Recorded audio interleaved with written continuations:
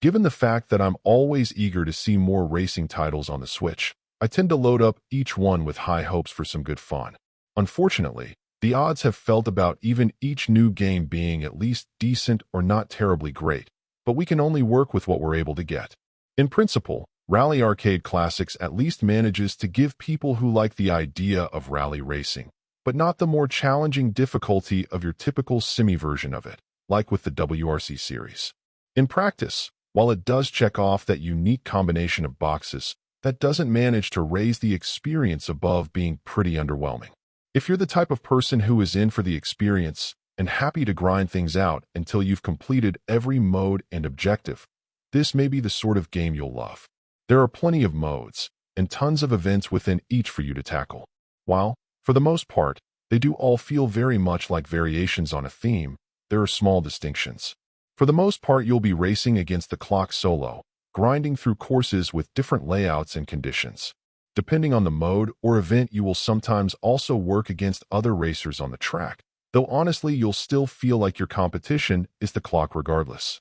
At least the controls are simplified and arcade style, generally not requiring a whole lot of braking if you'll just let off the gas properly. So if you find sim-style racing frustrating, that may make for a saving grace to some degree.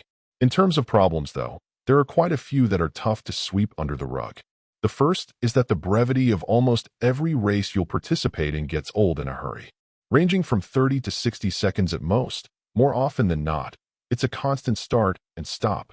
Even when other cars are on the track, the fact that you're usually able to blow by them like they're standing still sort of makes them irrelevant, other than as an annoying obstacle to maneuver around at times. Yes, as you get into tougher classes, the challenge level will slowly creep up, but if you're even a moderate racing fan, it's going to make for a frustrating slog to get that far, and elements like the game's poor physics aren't going to make that any easier.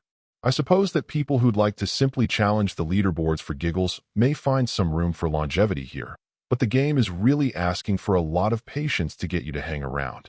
Without longer races to get you more invested, or at least better implementations of things like the game's physics, this just feels like a pretty mediocre effort trying to compensate with a mountain of content.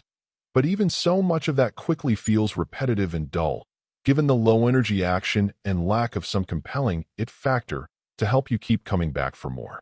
Overall, my final score for the game ended up being a 5.8. And if you're interested in picking it up, it's currently available on the Switch eShop for $11.99. Thank you for taking the time to listen to this review.